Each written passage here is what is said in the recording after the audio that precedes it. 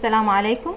Hello everyone and welcome to Linguistics lecture, chapter 10, Pragmatics, and the study of language by George Yule for 4th year. The meaning of pragmatics in Arabic is التداولية, الذرائعية, التواصلية, or sometimes means المعنى البلاغي للمتكلم. I would like to give you an overview of pragmatics and its related topics. But before that, I want to clarify the position of pragmatics within linguistics. Linguistics means the scientific study of language.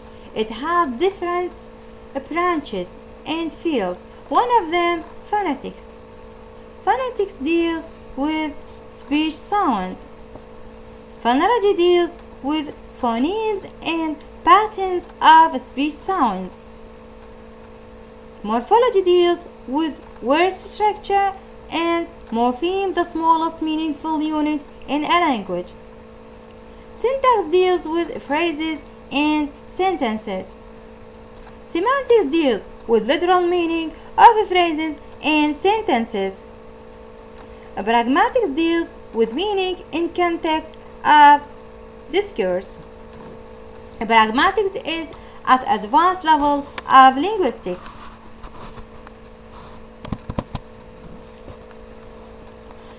The question, what is meant by pragmatics? Pragmatics is the study of invisible meaning, hidden meaning, or how we recognize what is meant even when it is not actually said or written. In order for that to happen, the speaker or writer must be able to recognize on a lot of shared assumptions and expectations, shared knowledge between speaker and hearer when they try to communicate. The investigation of those assumptions and expectations provide us with some insights into how more is always being communicated than is said.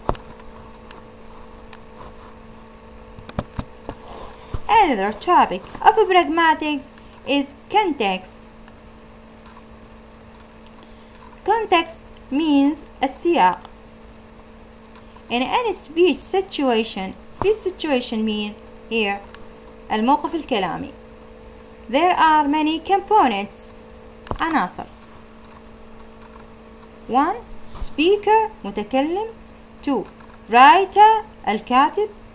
Addressee المخاطب or sender المرسل. 2. Hearer السامع. Reader القارئ. Addressee المخاطب or receiver المستلم. 3. Context السياق. 4. Message الرسالة. Utterance العبارة or speech الكلام. The definition of context. Context comes from the Latin for how something is made. It was first used to talk about writing, as in the beautiful phrase occurs in the context of the concluding paragraph. We use it now to talk about any circumstances. Circumstances mean ظرف in which something happens. You might say that you cannot understand what happened without looking at the context. When someone takes your words but makes it sound like you mean something else, they've taken your words out of context.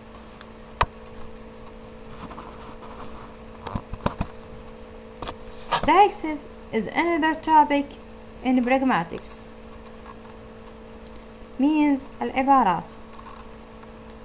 There are some very common words in our language that cannot be interpreted at all if we do not know the context, especially the physical context of the speaker.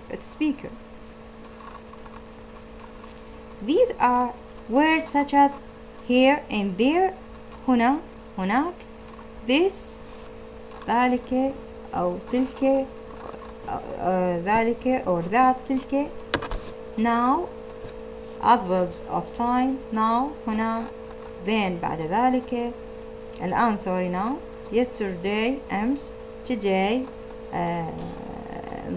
اليوم, or tomorrow, غدا, as well as pronouns, الضمائر, such, you, I, she, him, it, and them. Some sentences of English are virtually impossible to understand if we do not know who is speaking, speaker, المتكلم, about whom, hearer, السامع, where and when, أين and متى. For example, you'll have to bring it back tomorrow because she is not here today. We cannot understand the meaning of you, it, tomorrow, she, here, today without the context of the sentence.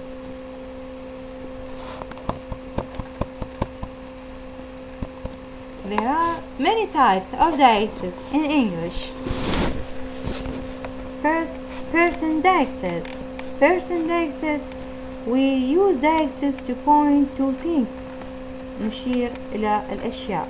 For example, it, this, these, boxes, and people, وإلى الأشخاص. 2. Spatial deixes, العبارات المكانية, refers to location. For example, words and phrases used to point to location. For example, here, there, near, and that.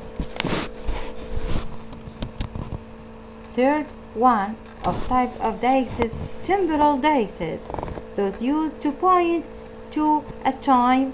For example, now, then, and last week.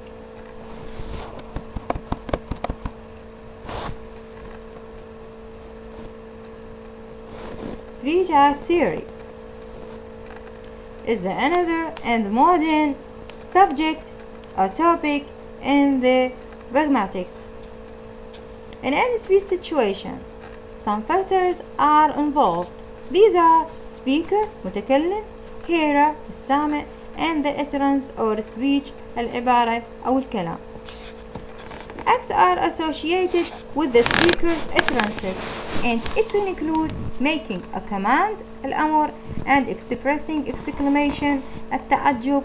This subject of speech act has been analyzed and described by linguist and philosopher John Austin in his famous theory نظريته الفعل الكلامي وكتابه How to do things with words, كيف نعمل الأشياء بالكلمات, is highly clarifying in today's society and in the lives of many people. Just one word, for example, yes, depending on where we say it, can create the institution of marriage.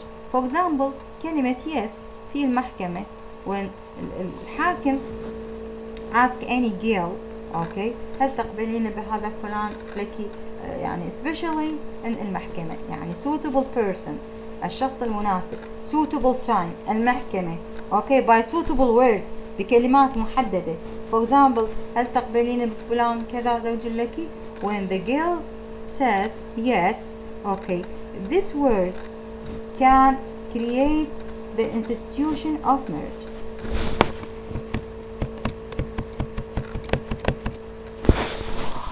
We usually use certain syntactic structures with functions listed them in the following table.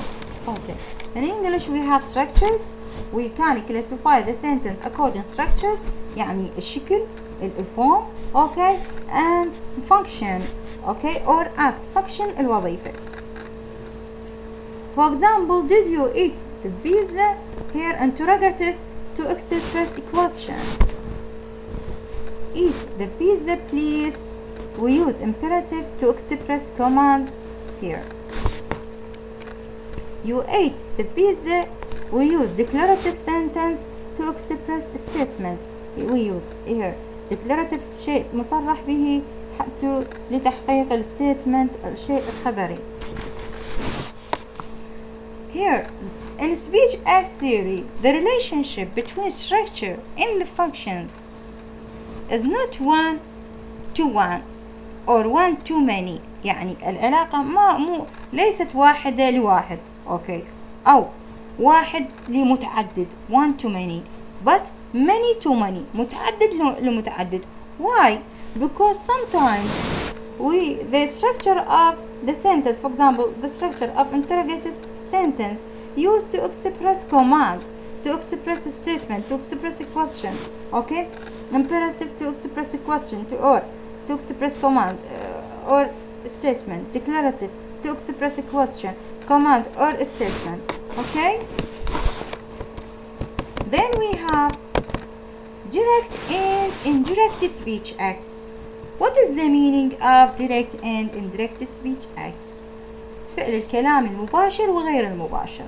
متى يكون مباشر ومتى يكون غير مباشر. المباشر when imperative structure as in the following situation. For example, when teacher says to his student, close the door, is used with the function of a command. It is a direct speech act. But compare the above utterance with the following situation. In the situation of student, when the student says, I'm freezing. In this second example, the student uses the declarative structure with the function of a request. It is an indirect speech act.